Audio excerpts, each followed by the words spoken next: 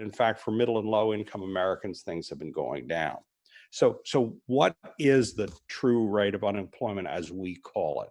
What we do is we take the very conservative Bureau of Labor Statistics headline number and we filter it for people who want a full-time job but can't get one.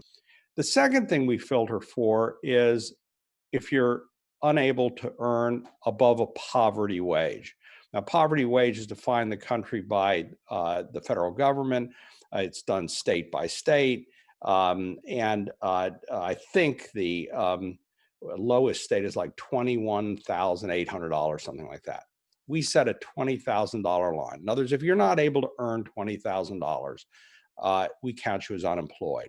In terms of what do most people think of as employed? They think if somebody wants a full-time job, they get it, I believe, and that they can earn enough to put food on the table for themselves and their family, in other words, more than a poverty wage. If you do that, in January this year, when the unemployment was supposedly 3.6%, in fact, it was 23.4%. For Black Americans, it was 28.9%. And for Hispanic Americans, 26.9, and women, 28.2. So a really different picture.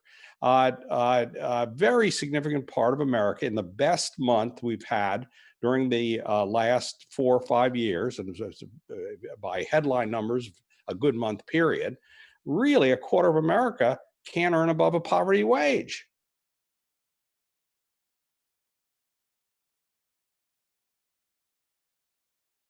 Yeah, look, it's shocking. It was shocking even to me. I thought, and I asked people the question because see if they were as shocked as I was.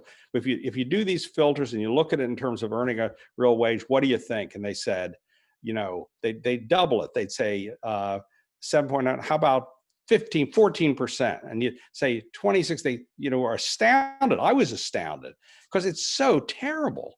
We can't have ongoing a functional society, an America that really is going to hold together, one that we can be proud of. If a quarter of our population can't earn more than a poverty wage and they want to work, these, by the way, are people who are trying to get a job.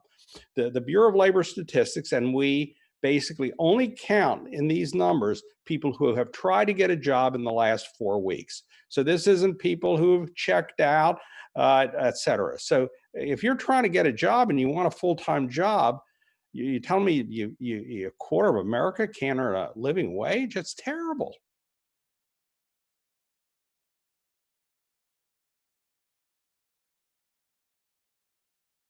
But things have changed.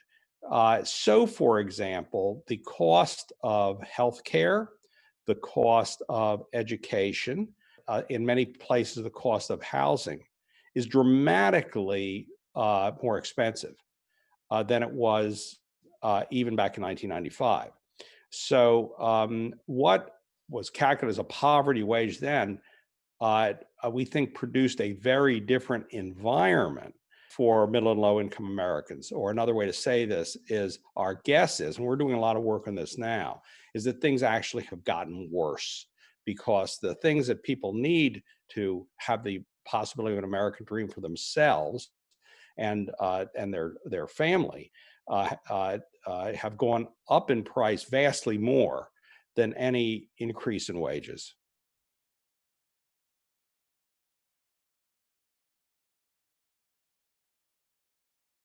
I grew up in central Pennsylvania. And in my days, when I was growing up, at least in my own mind, it's kind of an idyllic time.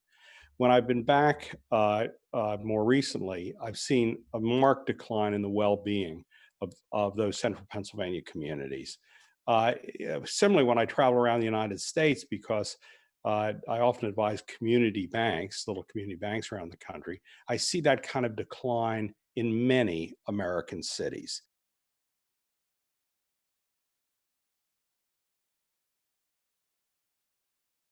It explains to me a lot of things. We've had unrest in the country. See it on the streets. Part of that is obviously based on for example, the George Floyd situation. But I believe part of it is based on the tremendous frustration at being at these terrible numbers. So even back in January, when supposedly the unemployment rate was 3.6%, the true unemployment rate for Black Americans was 28.9. Even for women, you would say, well, how much discrimination? 28.2. So terrible rates of unemployment create great levels of frustration.